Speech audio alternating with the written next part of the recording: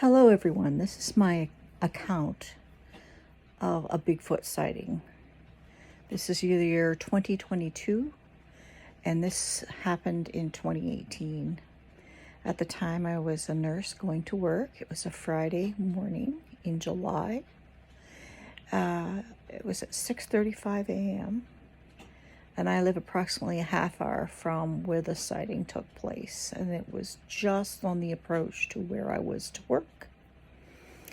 I was driving my car in slow into the rear of two buildings, and off to the side of this roundabout there's a dirt road that leads into the forest, and you can see down it, and you have to drive in slow anyway because this is hospital property that you're driving into.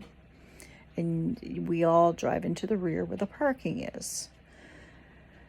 Well, on the approach to this little dirt road at the 90-degree turn, there in the morning sunlight up against the side of this dirt road about 100 yards in was this Bigfoot.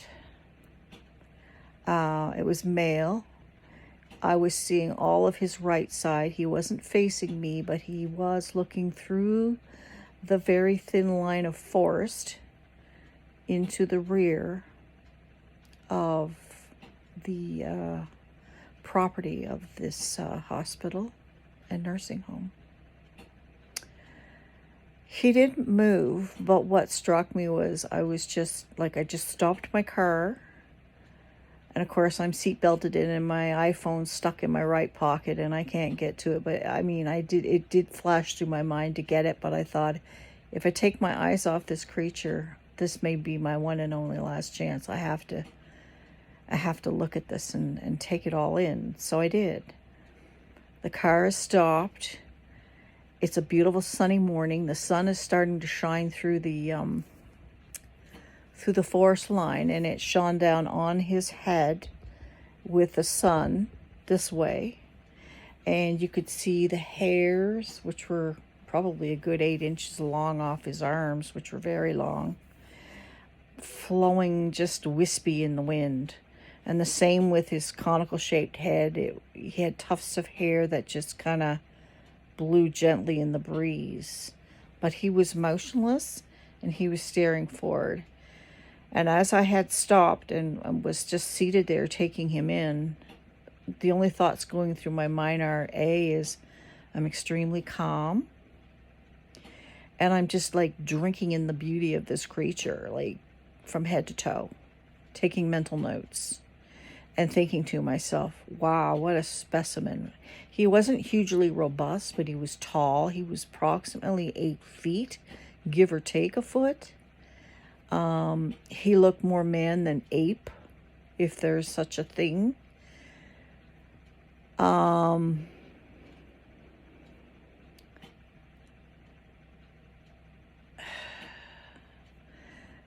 of his face were visible, but there was hair, of course, there's facial hair. And like I say, the hair itself was long. He himself was a cinnamon brown color. And he didn't move.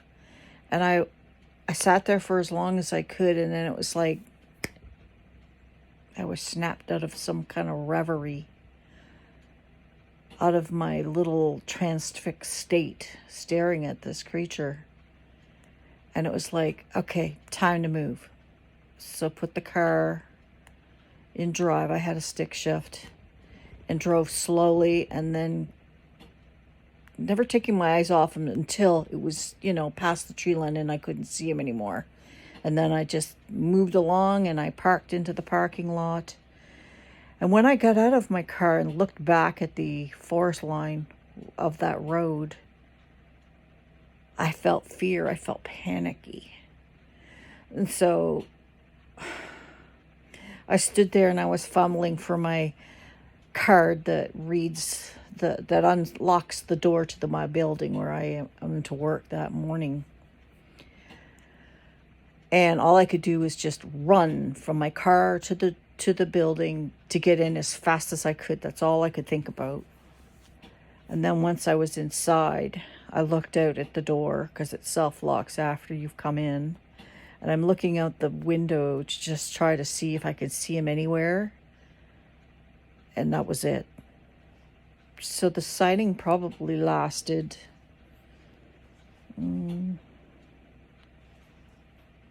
It's hard to say because time just seemed to slow down when I was looking at him.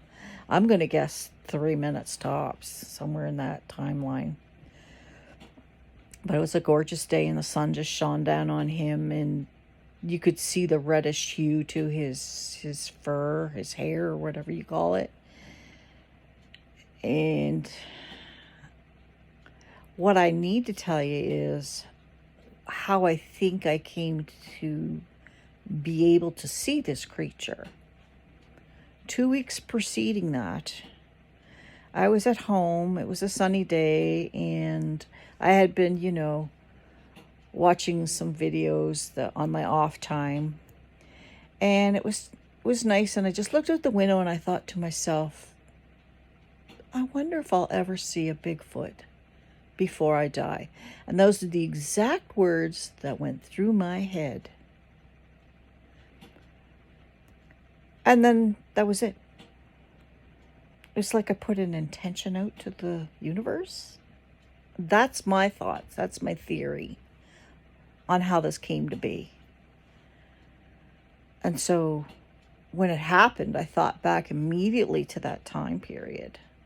That, wow. I've been not studying, but so interested in the Bigfoot Sasquatch since I was about 14 years of age, when my father from British Columbia at the time, we were on a trip into California and kind of played tricks on me and my sister. And he got up out of the RV at the time that we had. We were touring the country and we were at Big Sur. And back then you could park on the ocean side at Big Sur, stay overnight. So we woke up the next morning to beautiful sunshine and sand in our feet. And Dan was out before us, and he came back into the trailer and he said, "Girls, you gotta come out and see what I see." So he brought us out, and he had made big footprints around our motorhome. He almost had me convinced. And then we just had big discussions from that time on about Bigfoot. That's when I started to get interested into it. Many years later, I myself, as a nurse, had moved out west. And I was compelled to read more about Bigfoot, and more and more and more, because you hear more sightings out in BC. Or you hear more about it. And from northern U.S. and other places in the U.S. as well. Canada, not so much at that time. But nowadays you do. You hear about it a lot. And whether or not that has to do with the veil thinning, who knows? But Bigfoot have been associated with aliens in the same area. And there have been sightings of UFOs in this Musquodoboit Harbor and area. So yeah, it just makes you wonder. So I just wanted to share my Bigfoot sighting with you, and hopefully you'll get some value from this. But you know what they say, be careful what you wish for. Mine just happened to be a very good experience. I did end up telling my boss about it several days later, after I had completely gotten out of my little self-shock, you could say. Because I got to thinking, well, if he's out there, and I know that there's deer that run through the back there, and if he's out back there, and there's houses in the area, there's subdivisions out back, and he had to have prepped through portions of the forest to get there. But anyway, I got fearful, thinking that what if someone were to get injured or taken by this thing? So I felt compelled to tell my boss, and she said, my husband believes in them as well, so I don't doubt you had that experience, and I will have a talk with the fellows, the maintenance people that work out back there. I said, yeah, those are the ones I'm really concerned about that work in that out back there, because there's a helipad and there's, the property goes way down to the back lagoon lake. So, it was a prime spot for him to show up. And maybe it was just, he was running through there in the summertime. Who knows if he's got a place up in there. But he was definitely in a very small village. And he had to come through there in the nighttime and leave in the early morning. So I think I caught him before he was headed back to wherever he goes. Anyway, that's my story. Hope you enjoyed it. And this is Katie, currently living in Aylesford, Nova Scotia, 2022. May you have an experience like I had. It was awesome. I'm thankful